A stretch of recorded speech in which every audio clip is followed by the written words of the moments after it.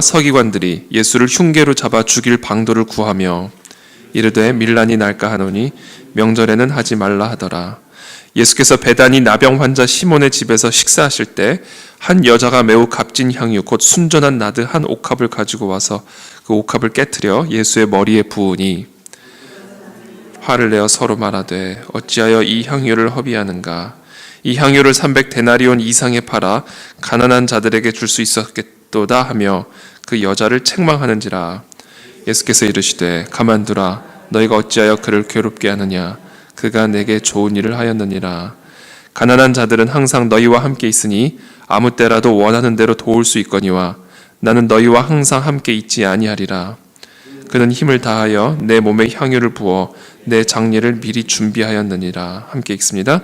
내가 진실로 너희에게 이르노니 온 천하에 어디서든지 복음이 전파되는 곳에는 이 여자가 행한 일도 말하여 그를 기억하리라 하시니라. 아멘.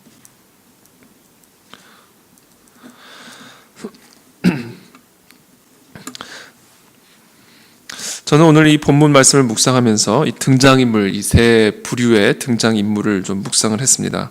첫 번째 등장인물은 대제사장, 서기관들이고요. 두 번째 등장인물은 이 향유 옥합을 주님 앞에 깨트린 이 한 여인이고요. 그리고 마지막 세 번째 등장인물은 그와 같은 여인을 책망한 사람들이죠. 제자들.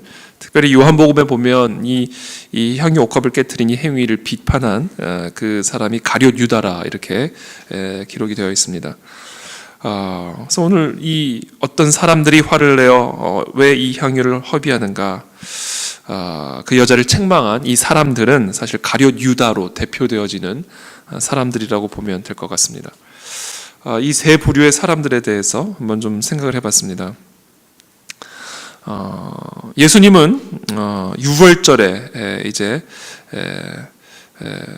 예루살렘에 입성을 하시죠. 유월절을 앞두고 그 유월절 기간 동안 이제 어린 양으로 붙잡혀서 십자가에 못 박혀 죽임을 당하십니다. 유월절이 어떤 날입니까? 유월절의 기원이 뭐죠? 우리가 잘 알다시피 애굽에서 출애굽하고 나서 10가지 재앙을 경험하죠. 출애굽을 할 때 10가지 재앙을 끝으로 이제 바로가 결국은 이 이스라엘 백성들을 놓아주는데 그 10번째 재앙이 우리가 잘 알다시피 장자들을 다 치시는 재앙이었습니다. 그래서 하나님이 이스라엘 백성들과 애굽 사람들을 구별하셔서 이스라엘 백성들 가운데 그 집의 문설주에 어린 양의 피를 바른 그와 같은 집들은 유월 넘어갔죠. 패스오버.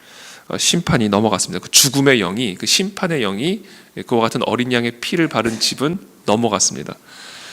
그리고 모든 애굽의 장자들, 동물부터 그 첫 동물부터 모든 장자들이 다 죽임을 당하고 그때 바로의 장자도 죽임을 당하죠. 그것이 유월절의 기원입니다. 그래서 광야에 들어가서 바로 그와 같이 하나님이 큰 능력으로 이스라엘 백성들을 구원하신 그 날을 기념하라는 것이죠. 그 유월절의 어린 양으로 예수님이 오신 겁니다. 그러니까 예수님이 구약의 모든 절기들은요, 사실은 이 예수 그리스도의 오심 그리고 예수 그리스도의 희생, 화목제물로 오신 이 예수 그리스도를 사실은 준비하고 예표하는 그런 예식이었고 절기들이었습니다. 모든 구약의 제사들도 마찬가지죠. 그래서 예수님은 수천 년 동안 이스라엘 백성들의 이 머리와 관습과 풍습과 문화와 그들의 DNA 안에 정말 이 어린 양이 오셨을 때, 참 어린 양이 오셨을 때 우리의 죄를 사하시기 위해서 대속물로 참 하나님의 아들이 오셨을 때 즉각적으로 인식할 수 있게끔 그렇게 미리 준비를 하셨습니다. 그래서 유월절에 예수님이 오신 거죠. 그리고 어린 양으로 십자가에 못 박힘을 당하여 피를 흘리셨잖아요.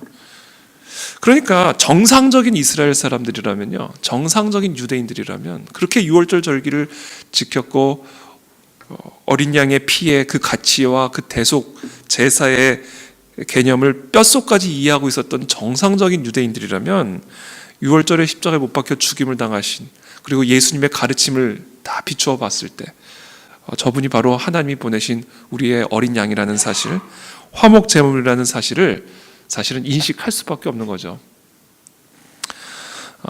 그런데도 불구하고 대제사장들과 서기관들은 그 예수를 흉계로 잡아 죽일 방도를 했고요. 잡아 죽일 방도를 구했고요. 그리고 예수님을 따랐던 사람들, 제자들, 특별히 가룟 유다로 대표되어지는 이와 같은 사람들은 그 화목제물로 오신 예수 그리스도를 위하여 나드 한 옥합을 다 깨트린 이 여인을 책망하고 비난합니다. 가난한 자에게 그것을 팔아서 주지. 저는 이것을 묵상하면서 참 사람이라는 존재가 참 복잡한 존재다라는 생각을 좀 해봤습니다. 대제사장들과 서기관들은요, 이 예수의 오심이 자신들의 종교적 기득권을 완전히 허물 수 있는 위험인물로 본 거죠. 가룟 유다로 대표되어지는 이와 같은 무리들은 그 돈을, 요한복음에 보면요, 그 돈을 자기에게 나눠주지 않고 그 향유 옥합을 깨서 예수님에게 다 낭비라는 표현을 쓰죠. 다 허비한 것에 대한 불만이 있었던 겁니다. 그러니까 대제사장들과 서기관들은 예수가 독점하고자 하는 그 종교적 권력에 대한 불만이 있었던 것이고, 그래서 예수를 죽인 것이고요. 결국 이 돈을 사랑했던 가룟 유다, 그리고 그 무리들은 그 예수를 위해서 그 향유옥합을 다 깨뜨리잖아요. 예수에 대해서 나름대로 이런 기대감을 가졌다는 것을 우리가 엿볼 수 있죠. 돈을 벌게 해줄 것이다. 내가 더 부유하게 살 수 있을 것이다. 예수님만 따라가면. 그러한 이 가룟 유다의 마음을 우리가 엿볼 수 있죠. 가룟 유다는 사실은 열심당원이었죠. 열심당원. 정치적인 혁명을 통해 이스라엘의 해방을 꿈꿨던 매우 세속적인 혁명가였습니다. 그러니까 각자가 원하는 예수상이 있었던 거예요. 대제사장도 메시아를 기다리고 있었죠. 유대인이잖아요. 구약의 예언을 알고 있잖아요. 메시아를 기다리고 있었죠. 근데 자기가 기대했던 메시아 상을 기다리고 있었던 겁니다. 가룟 유다를 비롯한 이 무리들도 마찬가지예요. 정치적으로 로마의 압제에서 이스라엘을 구원하고 해방시킬 수 있는 정치적 혁명 예수를 기다리고 있었던 겁니다. 혁명가 메시아를 기다리고 있었던 겁니다. 그 기대와 다른 메시아가 오니까 죽인 거예요. 팔아버린 겁니다. 그게 깨져야 된다라는 거죠. 우리들도 마찬가지예요. 우리 안에도요. 어제 제가 설교 때도 나누었지만 다 나름대로 예수의 상이 있습니다. 메시아 상. 우리가 기대하는 메시아 상, 우리가 바라는 메시아 상들이 다 있습니다. 여러분, 그거를 방치하면요, 그게 결국은 예수를 십자가에 못 박습니다. 저와 여러분들 안에 깨어져야 할 첫 번째 옥합이라고 하는 것은요, 내가 기대하고 기다리고 있는 메시아 상이라는 옥합을 깨트려야 됩니다. 그게 깨져야 됩니다. 그것을 우리가 어떻게 분별할 수 있을까? 어떻게 내가 지금 내가 만들어 놓은 예수라는 메시아 상을 분별할 수 있을까? 그건요, 어떻게 보면 좀 단순한데, 그게 뭐냐면요, 내 마음에 안 드는 예수, 그게 내가 부셔야 할 예수 상입니다. 내 마음에 안 들어요, 이 예수가. 예수의 특별한 가르침이, 또는 어떤 예수의 특별한 방향이, 하여튼 내 마음과 거슬리는 게 있어요. 거슬리는 거. 뭐 이렇게 부대끼는 게 있을 거예요. 알게 모르게. 그거를 방치해두면 그게 결국은 예수를 십자가에 못 박습니다. 대제사장 서기관들은 예수님이 공생에 시작한 순간부터 부대꼈어요. 계속 부대꼈습니다. 여러분, 가룟 유다도요, 아마 예수님 따라다니는 순간부터 부대꼈을 거예요.